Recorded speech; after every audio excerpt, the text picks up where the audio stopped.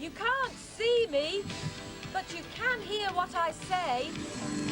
Sound can be useful for communication.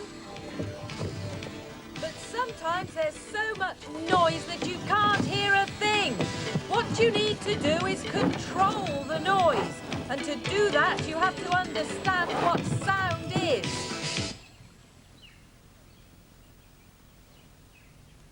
The early morning is often very quiet. Even the smallest sounds are clear.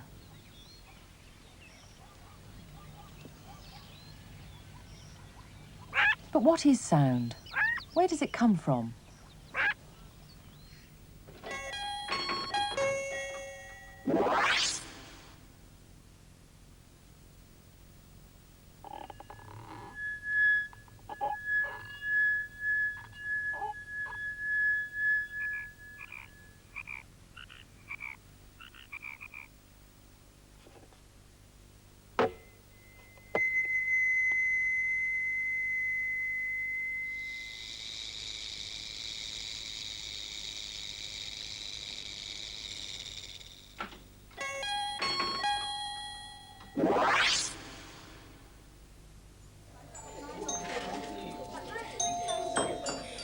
How could you find out where sound comes from?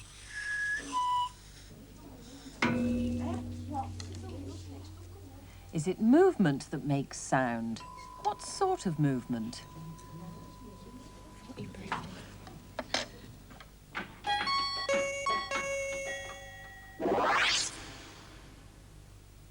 Sound is caused by vibration. In fact, sound is vibration.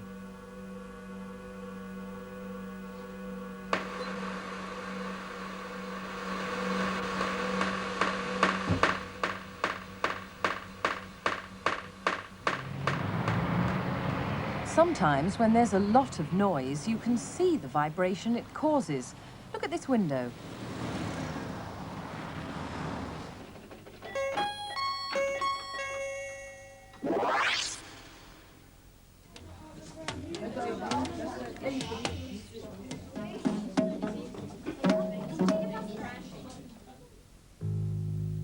When scientists want to study sound, they use a loudspeaker and make pure sounds with a signal generator. Then, to see what's going on, they use a strobe light, which appears to slow down the vibrations. Now you can see the speaker cone vibrating slowly back and forth as it makes the sound. The strobe light doesn't change the sound or the vibration, but it does let you see what's going on. Under the strobe light, you can study the vibration of violin strings.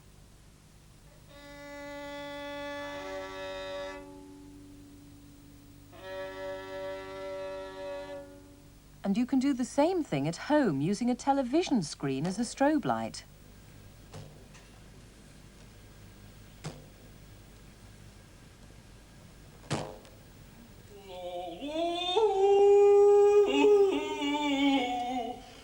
When you sing or talk, what vibrates are your vocal cords, seen here looking down into the back of the throat.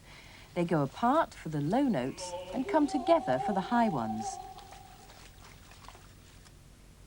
So sounds are produced by vibration.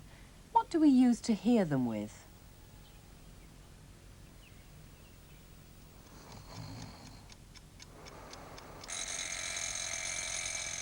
The sound makes your eardrum vibrate. The eardrum sends a message to your brain which can sense what's going on in the world outside. To get to your eardrum, the vibration travels through the air.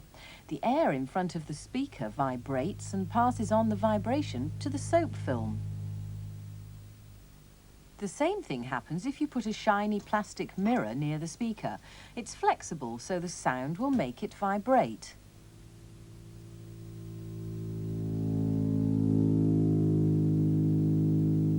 The reflection's fuzzy because the mirror's vibrating. But what do you think's going on here?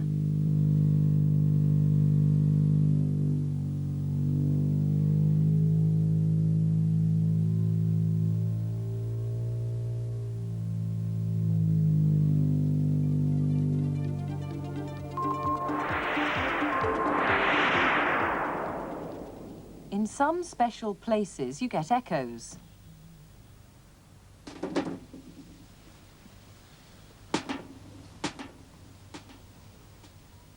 The sound seems to bounce back.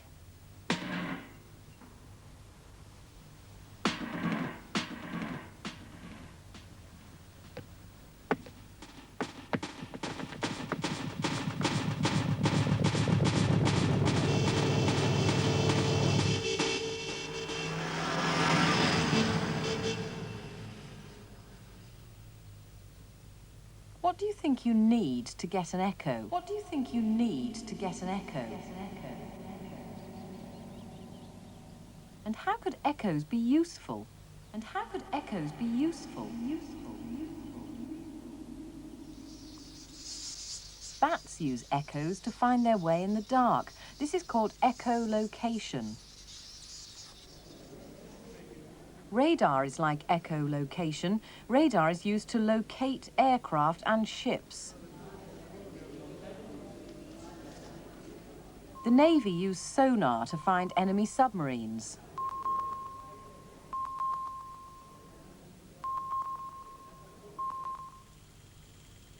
And doctors and scientists use ultrasound echoes to study the human body.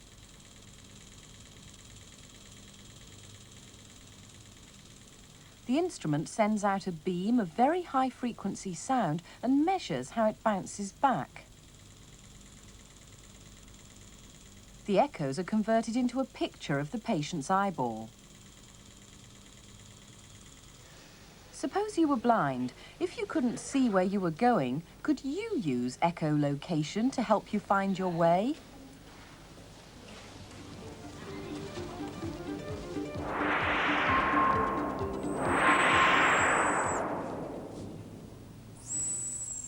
Some whistles make a squeaky, high-pitched tone, so high it's hard to hear.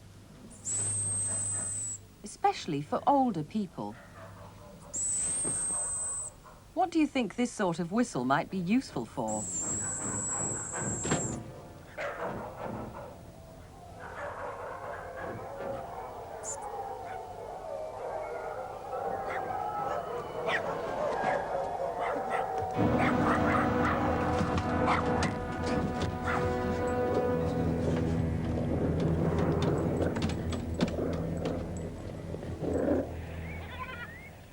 Dogs are much better than people at hearing high-pitched sounds.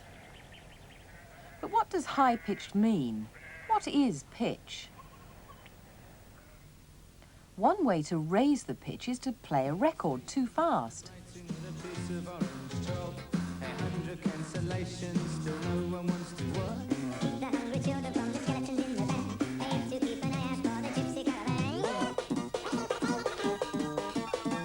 Remember, sounds are caused by vibration. The plastic card is vibrated by the tyre.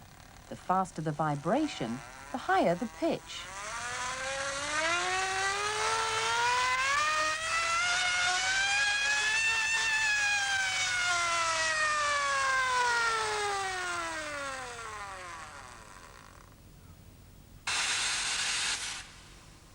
Put together some sounds with the right pitches, and you begin to recognize them as notes of a tune.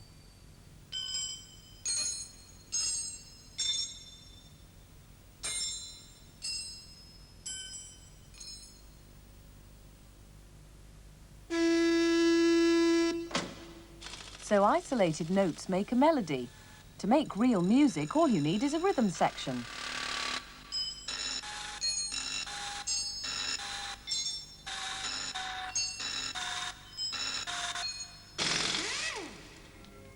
So music is just made of sound vibrations.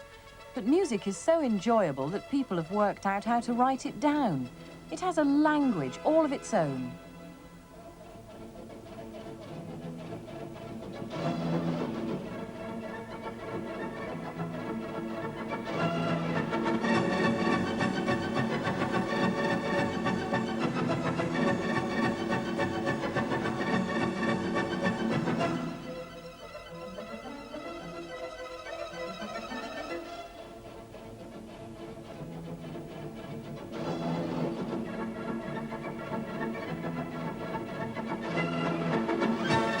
Like all sounds, musical notes are just vibrations.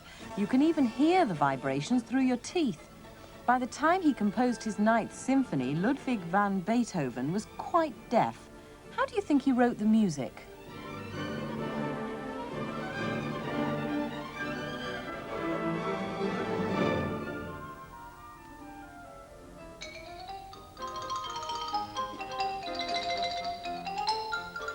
This girl, too, is profoundly deaf. How do you think she hits the right notes?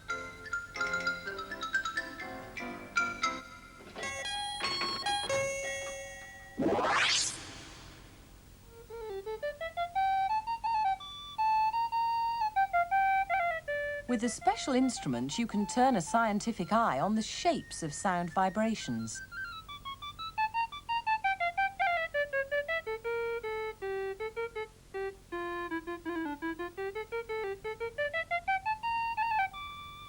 Look at the difference between a low-pitched note and a high-pitched note. In the high note, the vibrations are closer together. The vibration frequency is higher. And what happens when you lower the volume?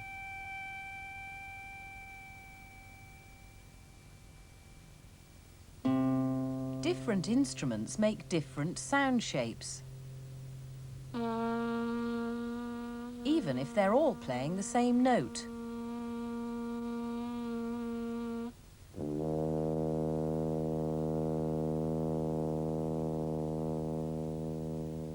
Let's try another one. Children who are deaf have great difficulty learning to talk. How do you think scientists can use sound shapes to help them learn? Oh. Okay. That was lovely. What happened then?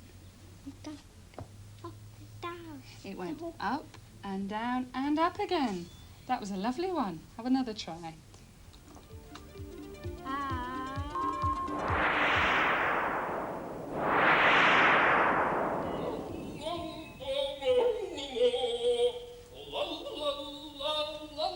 Sometimes, even when the pitch of sound is absolutely perfect, the volume can be wrong.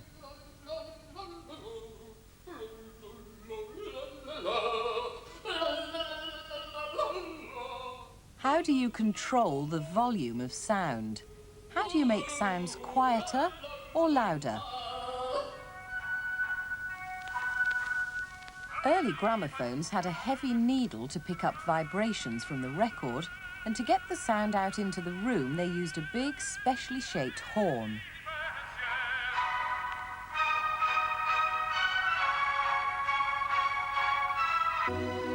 The light electronic pickup of a modern record player turns the vibrations into an electrical signal. This can be made as loud as you want by an amplifier.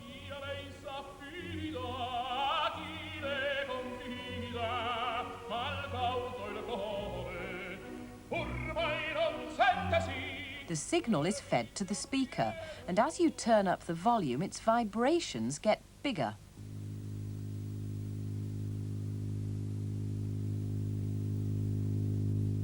When you turn the volume down again, the vibrations get smaller and smaller.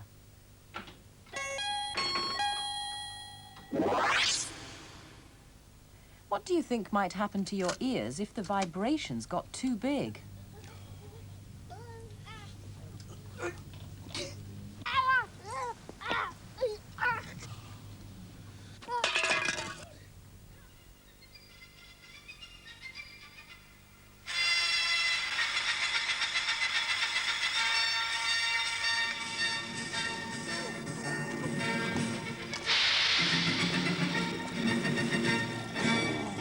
Why do you think very loud disco music might be damaging to your ears?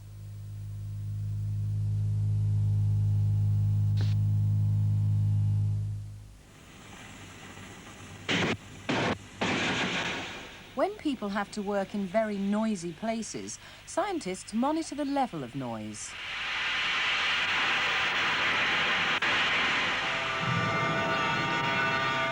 Long exposure to loud noise can damage your hearing forever, so it's important to check that you aren't getting too much.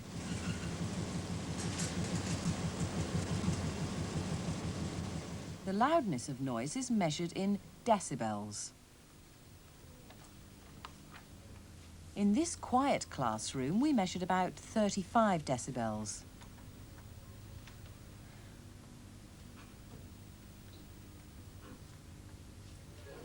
During a normal lesson, about 60 decibels.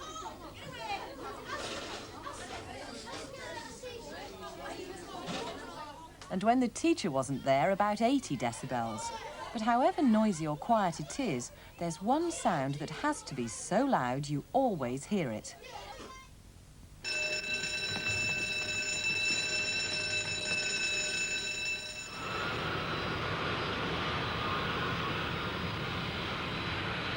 Such a racket can shatter anyone's windows.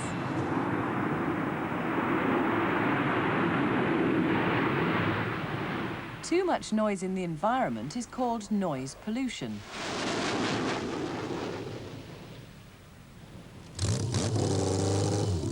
How can we control noise pollution?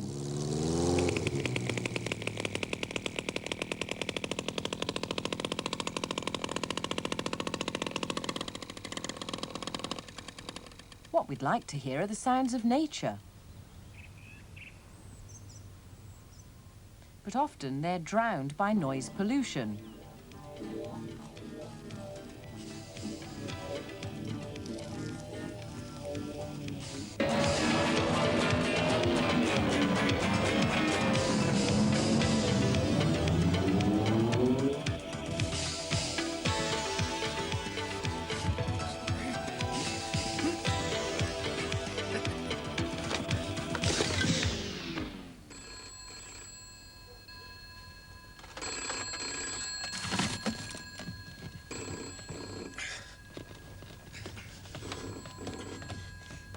So, what precautions should you take to avoid damaging your hearing?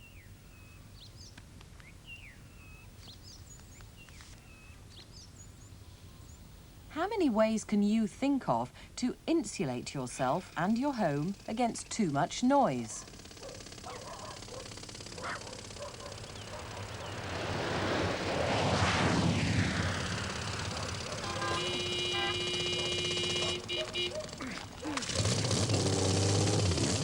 And what else can we do to combat the problems of noise pollution?